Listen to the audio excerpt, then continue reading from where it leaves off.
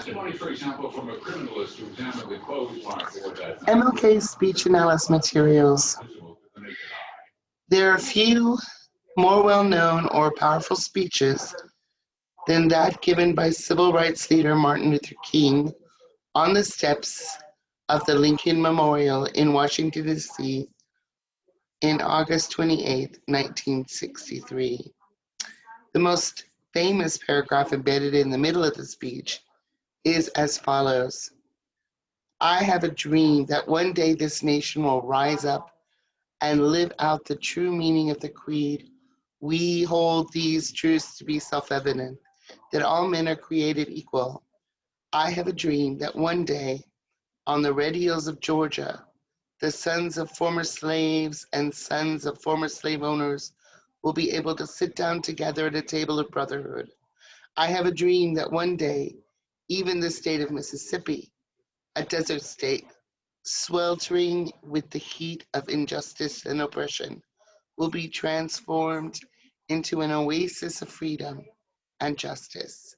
I have a dream that my 4 children will one day live in a nation where they will not be judged by the color of their skin, but by the content of their character. I have a dream today. So let's look at the linguistic devices used. I have a dream that one day, the dream is a frame for the future and sets the stage for the rest of the words. Dream is a vague aspiration. One day starts to make it specific. This nation will rise up, so we've got a hint of revolution there. A threat to white people that might be scary, but is tempered by the subsequent words, and live out the true meaning of its creed. We hold these truths to be self-evident, that all men are created equal.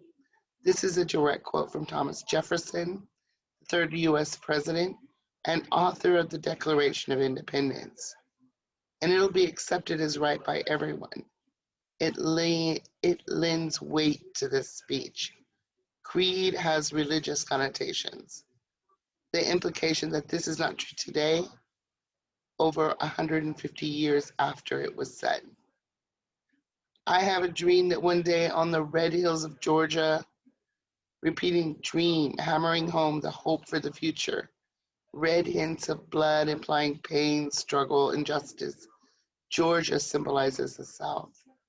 The sons of former slaves. Slaves implies injustice and is a highly evocative word for both Black and white people, albeit in different ways. Bringing up slavery suggests that it is still relevant today. And the sons of former slave owners. The slave owners were white, Black and white are thus brought together. Repetition of slave hammers home the point. Sons implies both the weight of the past and familial obligations. We'll be able to sit down together at a table of brotherhood. Here the tension of the previous word is reconciled. Table of brotherhood is a homey metaphor, being both table and brother, and triggers a feeling of comfort, of family. I have a dream that one day, even in the state of Mississippi, thus Mississippi is considered the worst example of racism, and this is included in the dream. A desert state sweltering with the heat of injustice and oppression. The southern state is hot. This is converted into oppressive heat in this powerful metaphor. Will be transformed into an oasis of freedom and justice. So we again get from this tension an idea of hope and comfort and peace, a transformation. I have a dream that my 4 children, again, he's bringing it to himself. Children is always evocative because it makes it personal. He's bonding with the audience by sharing something personal. Will one day live in a nation, evoking the whole country, not just the South, where they will not be judged by the color of their skin. Judge is connected to oppression, was mentioned earlier, but by the content of the character. Again, content and character gives us the idea of who it is that makes the person, that we're all brothers and sisters underneath. I have a dream today. And so he ends again, bracketing the whole paragraph with this idea of what the future could be, right? So you can go on and read that. There's a couple of other things I wanted to look at. The content of Dr. King's speech is inspiring. It starts off um, historically as a defining moment in the American civil rights movement. But there's several reasons why this speech, more than 50 years old, um, still remains an example of one of the best speeches in American history. It's anchored in powerful related location. In most cases, you can't handpick a spot to give a presentation, as well as MLK did, for the supreme symbolic effect when he stood on the steps of the Lincoln Memorial and echoed the opening words of the Gettysburg Address 50 years ago. But you can absolutely amplify your message by adapting it to your setting and location. So think about place and how you can weave imagery, anecdote, and historical context into your presentation. Even if you're presenting essentially the same material, it's worth exploring what inspiration you can draw from each location. He also includes touchstones that spoke to both head and heart. So in his opening paragraph, Dr. King eloquently referenced the Gettysburg Address, the Emancipation Proclamation, the Constitution, and the Declaration of Independence. These are intellectual references and give his words weight and credibility. They ground his speech in significant or historical context. In the later part of his speech, Dr. King turns his attention to the listener's emotions as he quotes passages directly from the Bible and patriotic songs such as My Country 'Tis of Thee. It's the elegant balance between these two elements, the intellectual and the emotional, the head and the heart, that makes his speech so compelling. He uses a lot of vivid metaphorical language, let's face it. Many speeches can be boring, even though they're about important topics. Dr. King doesn't just address gradualism. He warns us. He paints a vivid picture of the plight of African Americans living on an lonely island of poverty in the midst of vast ocean of material prosperity. He talks about his faith in which we will be able to hew out of the mountain of despair a stone of hope. Um, he provides evocative metaphors such as, we've come to our nation to cash a check. When the architects of our republic wrote the magnificent words of the Constitution and the Declaration of Independence, they were signing a promissory note to which every American was to fall heir. Instead of honoring this sacred obligation, America has given the Negro people a bad check, a check which has come back marked insufficient funds. Now, here we're talking about ethos, and this idea of a bounce check resonates with everyone as something that's, you know, not the right thing to do, unjust. I'd like to just quickly look at the beginning of his speech here.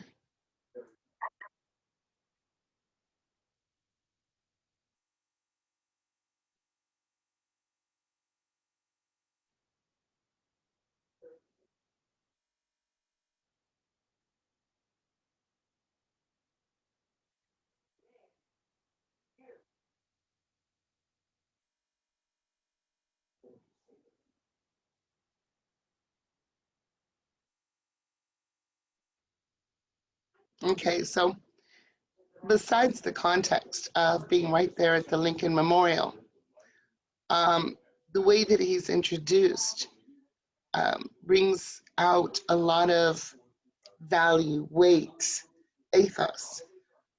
He was introduced as Dr. Martin Luther King Jr. With a Reverend in there. So Doctor and Reverend are both titles that hold a lot of value in society. Junior, again, is connected to family. Um, and then what does he say at the beginning? You're going to be watching what may be the greatest presentation of freedom in the history of our nation, or the greatest presentation or argument for freedom in the history of our nation. So before the speech even starts, we know that it's a history marking speech simply because we're told it's so. And it's given to us by um, a well-respected man in society. I'm kind of hopping back and forth, but let me give you a quick look at um, at the speech. Please go back and listen to um, his actual words. It really is an incredible speech. You can watch it over and over. He is such a talented orator. Okay, so much of the greatness of the speech, again, is tied into the historical context and a topic that goes way beyond the scope of um, one single march. Here are some of the reasons that he is considered a great speechwriter, and that is just because of his amazing use of rhetorical devices. So he emphasizes phrases by repeating at the beginning of sentences. He repeats key theme words throughout. He utilizes quotations and allusions. He gives his specific examples to ground his arguments, and he uses metaphors to highlight contrasting concepts. So we'll give a few examples here in anaphora, repeating words at the beginning of a neighboring clause. So I have a dream is repeated in 8 successive sentences. He also says 100 years later, 100 years later. Now is the time. Now is the time. We must. We can never be satisfied. Go back to, and there he brings in the geographic regions by naming locations all over the United States. He tells you about his dream, uh, which is probably why this speech is known as the dream speech, because he repeats that phrase most often. With this faith, there you go, there's 26. With this faith, usages of this phrase, and let freedom ring from all of those places. So again, he uses anaphora repeatedly throughout. He also repeats theme words, such as freedom, we, which brings us, we, our, you, in connection with him. So his listener feels as if they're arguing with him, they're in agreement with him. Talks about nation, America, American, justice, injustice, dream. So you look at all these repetitive words or repeated words, you see that he emphasizes positive over negative. In order of frequency, you can see the biggest one was freedom. Okay, so again, quotations and allusions. 5 score years ago refers to Lincoln's famous Gettysburg speech. Life, liberty, and the pursuit of happiness refers directly to the Declaration of Independence. There's a number of biblical allusions. Oops, let me go back up there. Um, right here. No, no, we are not satisfied, and we will not be satisfied until justice rolls down like waters and righteousness like mighty streams. Again, he's a reverend, so he was very, very skilled at tying in biblical quotations within his speeches. So he's got Isaiah, every valley shall be exalted, and every mountain and hill shall be made low. Um, it comes as a joyous daybreak to end the long night of their captivity. Okay, Psalm 30. And when this happens, we will be able to speed up that day when all of God's children, black men and white men, Jews and Gentiles, Protestants and Catholics, will be able to join hands and sing in the words of the old Negro spiritual, free at last. So, the sweltering summer of the Negro's legitimate discontent refers directly to Shakespeare, Richard III, Act 1, line 1. Okay, so he uses a lot of rhetorical devices in his speech. One last thing. As an overview, the analysis of Martin Luther King's speech, I Have a Dream, is based on a rhetorical pentagram model.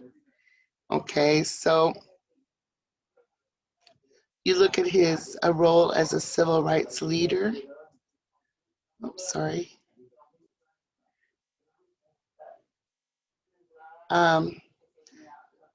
Consider his audience, which were both black and white civil rights activists, and the language that he used, which we've talked in length already.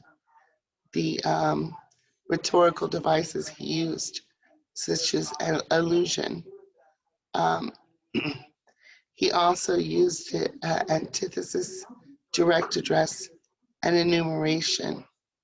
So allusion refers to historical, religious, and cultural allusions, such as what I mentioned earlier, 50 years ago, a great American in whose symbolic shadow we stand today comes right out of the Emancipation Proclamation.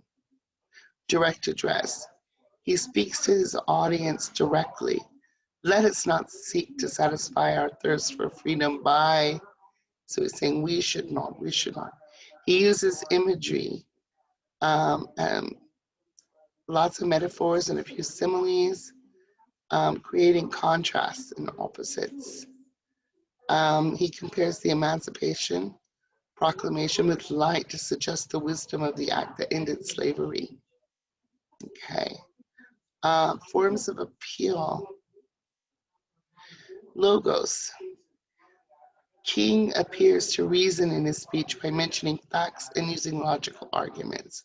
For example, he lists several real situations in which African Americans are discriminated against, using these facts to support his claim.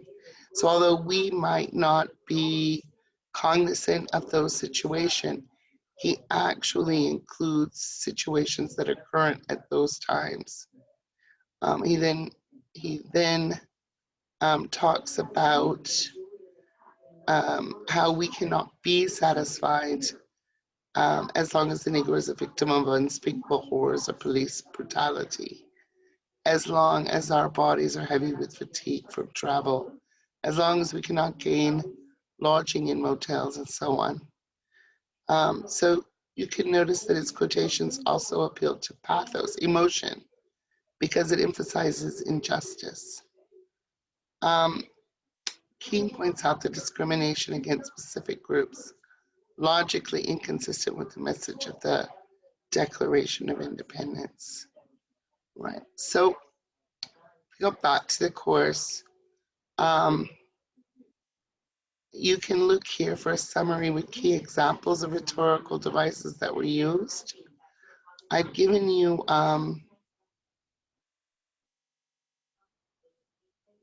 an overview of one of the PowerPoints, but there's a number of extra materials you might want to consider, such as that whole video, the YouTube video of Dr. King and the context of the speech. They actually started with a march to the Lincoln Memorial singing a religious hymnal. And then we've talked about the rhetorical devices. This is the PowerPoint I just went through with you. But you should go through this one if you'd like to learn in more depth some of the analytical devices you could use in reviewing his speech. Now, there's an optional speech analysis quiz that'll be due on before the last week of the course. So what that will be, there are two speeches from Obama, one after Charlestown shooting, Charlestown shooting, and one was his keynote speech in Wisconsin.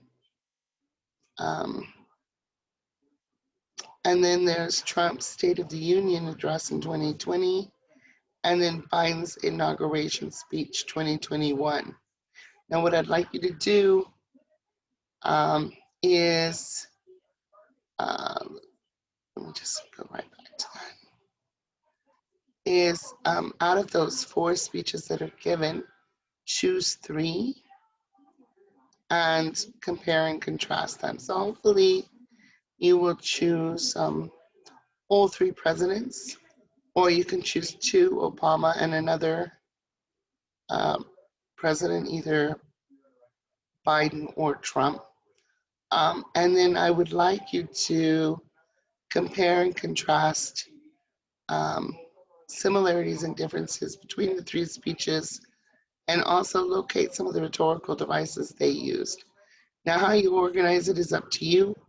You'll need to write it out in a minimum of 3 paragraphs, but you can go up to 5. So your first paragraph describing how you're gonna analyze 3 speeches, and then say paragraph 2 would be all about Obama. Paragraph 3 would be all about Trump's speech, both giving some of the rhetorical devices that they use, and then paragraph 4 showing some of the same with Biden, and then paragraph 5 summarizing the similarities and differences that you found, and maybe giving a personal opinion of what it is that you liked about one or all of them, and what it is you didn't like about one or all of them. Now, this is an optional speech that you can give me in the last week of class, and it's really up to you if you do it or not. That'll depend on if you've missed a quiz and you would like to make it up, or you'd like to bring up your grade. It's not difficult to get an A on this particular speech analysis if you simply apply some descriptions of rhetorical devices that you've learned in class and have found in the videos, and compare and contrast 2 or 3 of the presidents. Okay? All right, so I hope you enjoyed Martin Luther King's speech, and good luck on your analytical assignment if you go and decide to pursue that. Thank you.